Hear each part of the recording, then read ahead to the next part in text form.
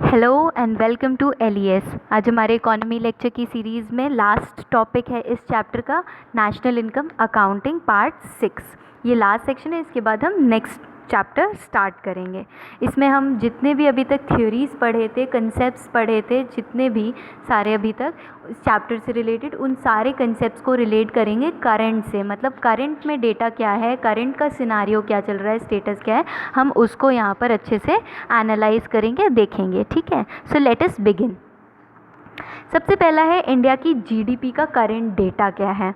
तो हम देखते हैं सबसे पहले कि इंडिया में जीडीपी है कितनी, है ना। तो इंडिया की जीडीपी जो है वो है इस टाइम पर 3.202 ट्रिलियन डॉलर, मतलब अप्रॉक्स जो है 3 ट्रिलियन डॉलर है हमारी जीडीपी में, नॉमिनल जीडीपी के टर्म्स में इकोनॉमी। अगर हम ट्रिपल पी के टर्म्स में देखें, परचेजिंग पावर पैरिटी के टर्म्स में, तो हमारी जो जीडीपी है इस टाइम पर वो है लगभग 11 ट्रिलियन डॉलर, या फिर to be very specific 11.321 trillion dollar, right. अब ये ट्रिपल पी होता क्या है, पहले हम इसको समझ लेते हैं ताकि आपको आगे समझने में आसानी हो। Triple P is purchasing power parity. तो ऐसा हम ये इसकी डेफिनेशन जो होती है वो है सिंपल सी, ये कंपैरेटिव टर्म है जिसमें हम ये देखते हैं कि एक कंट्री में और दूसरी कंट्री में सेम अमाउंट पर कितना क्या क्या ख़रीदा जा सकता है। जैसे कि एग्ज़ाम्पल के तौर पे हम लेते हैं, मैंगोज़ का एग्ज़ाम्पल लेते हैं हम, ठीक है, मैंगोज़। तो अब मैंगोज़ क्या है, दो कंट्री ली हमने, एक यूएस और एक इंडिया। यूएस में हम $1 में 1 kg मैंगो ख़रीद रहे थे, जबकि इंडिया में हम 60 रुपये में 3 kg मैंगो ख़रीद लेते हैं, 3 किलो मैंगो। हमने मान ये लिया है यहाँ पर कि यूएस और इंडिया का जो एक्सचेंज रेट है ईएस, वो है या ईआर, ये है $1 इज़ इक्वल टू 60 रुपीज़, ठीक है। $1 इज़ इक्वल टू 60 रुपीज़, ये हमने मान लिया है। इसका मतलब ये है कि जब हमने $1 में 1 किलो ख़रीदा आम वहाँ यूएस में, और हमने 60 रुपये में 3 किलो ख़रीदा, मतलब कि अगर हम इस 60 रुपये को $1 में करें तो मतलब क्या हुआ कि $1 में हम 1 किलो आम ख़रीद पाते, 3 किलो आम ख़रीद लेते। या फिर हम 1 केजी के टर्म्स में देखें तो जब हम 60 रुपये में 1 किलो ख़रीद रहे हैं, तो मतलब 3 किलो ख़रीद रहे हैं, तो 20 रुपये में हम 1 किलो ख़रीद लेंगे, है ना। और 1 केजी यहाँ पर, 1 केजी वहाँ पर, इसका मतलब क्या हुआ, इसका मतलब ये हुआ कि $1 इज़ इक्वल टू 20 रुपीज़। ये है ट्रिपल पी यहाँ पर, ठीक है। ट्रिपल पी क्या है, ट्रिपल पी यहाँ पर हो जाएगा परचेजिंग पावर पैरिटी में $1 इज़ इक्वल टू 20 रुपीज़ की परचेजिंग पावर पैरिटी। मतलब कि 1 किलो आम हम $1 में यूएस में ख़रीद रहे थे, तो वही 1 किलो आम बिना कोई ट्रेड और बिना कोई और पैसा खर्च हुए हम इंडिया में 20 रुपये में ख़रीद सकते हैं। जबकि वैल्यू कितनी है, वैल्यू है यहाँ पर 1 kilo $1 is equal to 60 rupees. तो मतलब हमारा इंडिया में सस्ता है और यूएस में वही चीज़ के लिए थोड़ी महंगाई ज़्यादा है। तो हम महंगाई को आंकने के लिए, कंपेयर करने के लिए हम इस ट्रिपल पी का यूज़ करते हैं। इसका मतलब सिंपल सा कि हम वही 1 किलो आम यूएस में कितने में ख़रीद सकते हैं, कितने डॉलर्स में, और अगर डॉलर के ही टर्म्स में देखें तो कितने रुपए में हम कितने डॉलर के इक्विवेलेंट में हम हांगकांग में ख़रीद सकते हैं, कितने डॉलर के इक्विवेलेंट में हम जापान में ख़रीद सकते हैं, और कितने डॉलर के इक्विवेलेंट में हम इंडोनेशिया या फिर और जगह पे ख़रीद सकते हैं। तो ये कंपेयर करता है वन पर्टिकुलर क्वांटिटी के लिए कि हम कितने में उसी इक्विवेलेंट अमाउंट में चीज़ों को ख़रीद सकते हैं, ठीक है। ये है ट्रिपल पी। तो इसी ट्रिपल पी के टर्म्स में हमने देखा कि इंडिया की जो जीडीपी वो है लगभग $11 ट्रिलियन।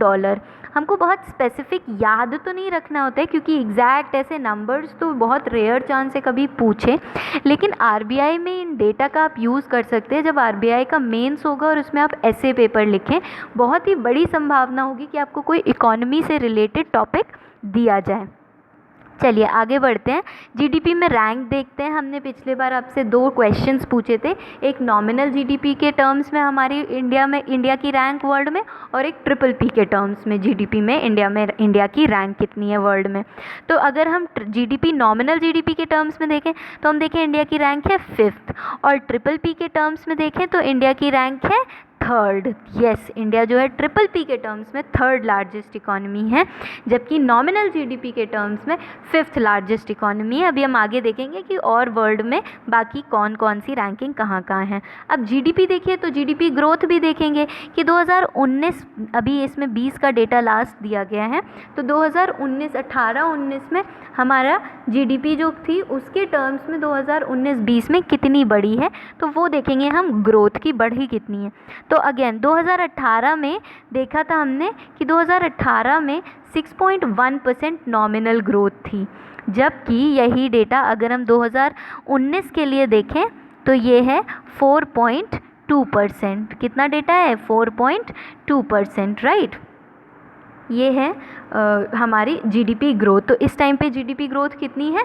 4.2% है, जो कि बहुत लाजमी है कि ये कम होना ही था 2019 में। क्यों? क्योंकि हम देख रहे थे पिछले साल बहुत ही बड़ा इकोनॉमिक स्लो डाउन आ रहा था। ऑटोमोबाइल सेक्टर में भी बहुत बड़ा स्लो डाउन था। एफएमसीजी सेक्टर जो फास्ट मूविंग कंज्यूमर गुड्स हैं वहाँ पे भी एक हमें बहुत बड़ा स्लो डाउन मिला था, और भी सारे सेक्टर्स थे जहाँ पर डिमांड एकदम से बहुत ही ज़्यादा कम हो गई थी। तो इकोनॉमिक स्लो डाउन इतना था कि हमें ये डर लग रहा था कि हम रिसेशन की ओर ना बढ़ जाएं।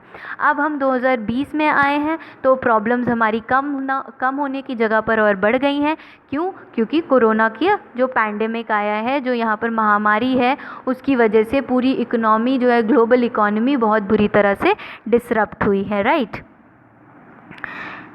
तो खैर हम आगे बढ़ते हैं। ग्रोथ हमारी कम हुई है और अभी इस साल भी कम होगी, अगले साल देखते हैं क्या होगा। We hope for the best.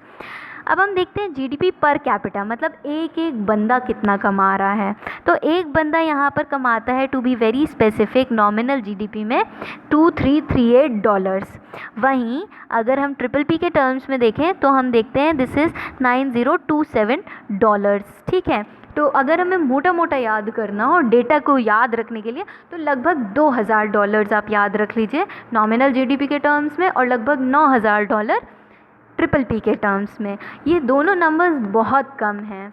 ठीक है, अगर हम दुनिया से कंपेयर करें, यूएस, चाइना जैसी कंट्रीज से कंपेयर करें, नहीं चाइना नहीं, चाइना की तो पॉपुलेशन बहुत है, लेकिन यूएस हो गया या फिर मिडिल ईस्टर्न की जो कंट्रीज़ हैं वो उनसे कंपेयर करें तो ये काफ़ी कम है। और इसकी रैंकिंग भी जीडीपी पर कैपिटा की भी हमारी काफ़ी कम है। देखिए नॉमिनल जीडीपी में जो हमारी रैंक है वर्ल्ड में वो है 139th, जबकि जो ट्रिपल पी के टर्म्स में वो है 118वीं रैंक। तो अगेन बहुत कम है।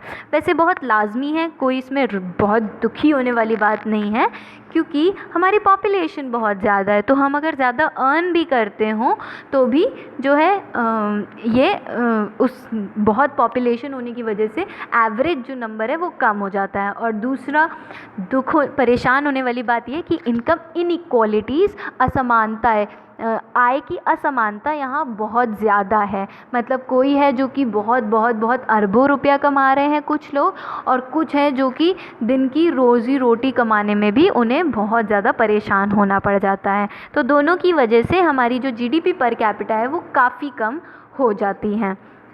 ठीक है, अब हम बस सेक्टर वाइज और देख लेते हैं। आपको याद होगा हमने 3 सेक्टर पढ़े थे, एग्रीकल्चर सेक्टर, इंडस्ट्री सेक्टर और सर्विस सेक्टर। तो इन तीनों सेक्टर में भी जीडीपी देख लेते हैं कि कितना कम, कितना कंट्रीब्यूट कर रहा है। तो हम इसको एग्जांपल से समझते हैं। अगर इंडिया में 100 यूनिट प्रोड्यूस हो रहा है तो एग्रीकल्चर सेक्टर 15.4 यूनिट जो है वो कंट्रीब्यूट कर रहा है, 15.4 यूनिट्स रुपीज़ का प्रोडक्शन कर रहा है। इंडस्ट्री सेक्टर लगभग 23 रुपये का यहाँ पे प्रोडक्शन कर रहा है, और वहीं सर्विस सेक्टर यहाँ पे 61.5 का प्रोडक्शन कर रहा है। ठीक है, तो अगर इसे अरेंज करना हो तो हम देखेंगे सबसे ज़्यादा सर्विस सेक्टर ये कंट्रीब्यूट करता है प्रोडक्शन में, दूसरे नंबर पे इंडस्ट्री सेक्टर और तीसरे नंबर पे एग्रीकल्चर सेक्टर। ये डेटा बहुत बार आ जाता है क्वेश्चंस किसी ना किसी फॉर्म में कि सबसे ज़्यादा जीडीपी में कंट्रीब्यूशन किसका है, सर्विस सेक्टर का, सबसे कम एग्रीकल्चर का। एक इंटरेस्टिंग फैक्ट यहाँ पर ये है जो इसमें नहीं दिया गया है कि एग्रीकल्चर का जीडीपी कंट्रीब्यूशन तो सिर्फ 15.4 है, राइट, लेकिन एग्रीकल्चर में पॉपुलेशन सबसे ज़्यादा है। ये एक बड़ा पैराडॉक्स है, लगभग 43% पॉपुलेशन है। तो आप समझिए कि लगभग 43% पॉपुलेशन इंडिया की सिर्फ 15.4% जीडीपी में कंट्रीब्यूट कर रही है। ये हमारे लिए दुखद बात है। तो आपको सोचने की ज़रूरत हम सबको ये है कि ये प्रॉब्लम क्यों है, किस वजह से आती है ये प्रॉब्लम, क्यों ये इतनी बड़ी एनॉमली है, और दूसरी बात कि इसको हम सुलझा कैसे सकते हैं, इसको हमें ठीक कैसे करना चाहिए, इस पे आप कमेंट सेक्शन में ज़रूर बताइएगा।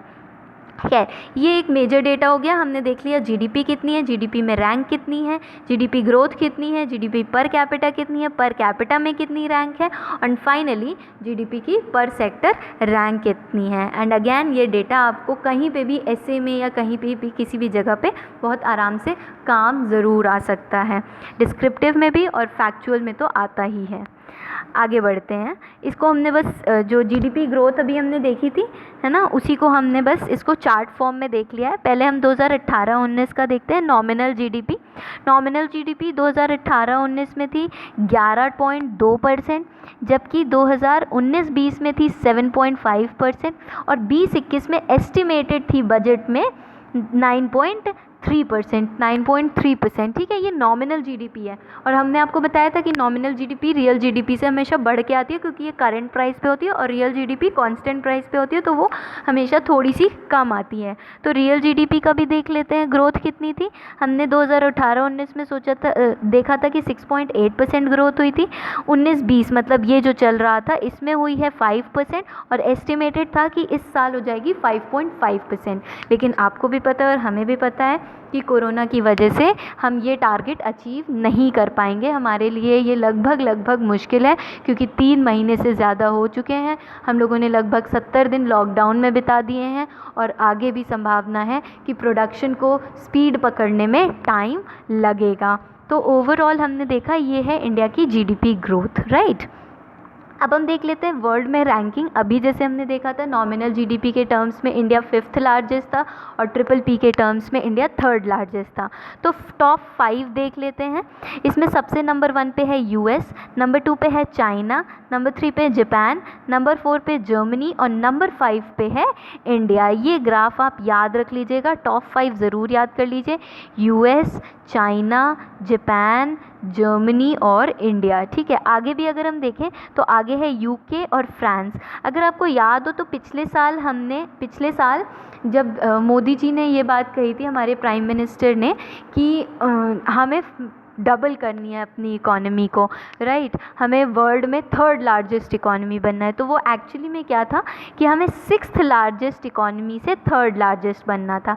तब जब ये न्यूज़ आई थी, ये जून की बात है, जून जुलाई की, तब हम 6th लार्जेस्ट इकोनॉमी थे। हमने फ्रांस को पछाड़ के 6th पे आ गए थे। इंडिया 6th लार्जेस्ट थी, और फिर बाद में डेटा चेंज हुआ और हमने इतनी फटाफट, इतनी स्पीड से यूके को भी सरपास कर दिया, और हम आज 5th लार्जेस्ट इकोनॉमी बन गए। ठीक है, तो ये डेटा याद रखिएगा। अगर आपको लगे कि ये 6th था तो वो भी आप परेशान मत होइए, ये पिछले साल का डेटा था, लेकिन यूके को भी इंडिया ने सरपास कर दिया, और इंडिया 5th लार्जेस्ट इकोनॉमी है, यूएस, चाइना, जापान, जर्मनी के बाद में। PPP के टर्म्स में अगर हम देखें वर्ल्ड रैंकिंग, तो बताया था मैंने 3rd लार्जेस्ट इकोनॉमी है। पहली इकोनॉमी है चाइना, दूसरी इकोनॉमी है यूएस, तीसरी है इंडिया। तो नॉमिनल जीडीपी के टर्म्स में यूएस हाईएस्ट है, लेकिन PPP के टर्म्स में चाइना हाईएस्ट है, और फिर यूएस है, और फिर इंडिया है। उसके बाद जापान, जर्मनी और फिर रशिया है लास्ट में। ठीक है, तो ये भी आप याद रख लीजिएगा टॉप 3, क्योंकि कभी कभी कोई क्वेश्चन ऐसा आ जाता है, मेनली डिस्क्रिप्टिव क्वेश्चन, जिसमें आपसे ये पूछा जा सकता है, या आरबीआई का कोई पेपर आ जाए तो इसमें PPP और नॉमिनल जीडीपी के टर्म्स में रैंकिंग अरेंजमेंट पूछ सकते हैं आपसे। ठीक है, आगे बढ़ते हैं। अब ये सब तो 2019 के डेटा थे, राइट।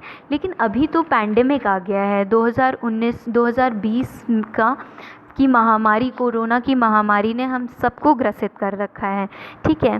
तो इसके चलते आईएमएफ मतलब इंटरनेशनल मॉनेटरी फंड, आईएमएफ जो कि ब्रिटेन वुड्स का ट्विन था ये एक रिपोर्ट हर साल जारी करता है। इस रिपोर्ट का नाम है वर्ल्ड इकोनॉमिक आउटलुक। आप इस रिपोर्ट का नाम याद रख लीजिएगा, मे बी कहीं क्वेश्चन आ जाए कि वर्ल्ड इकोनॉमिक आउटलुक कौन सी ऑर्गेनाइजेशन रिलीज़ करती है, तो इट आंसर इज़ आईएमएफ।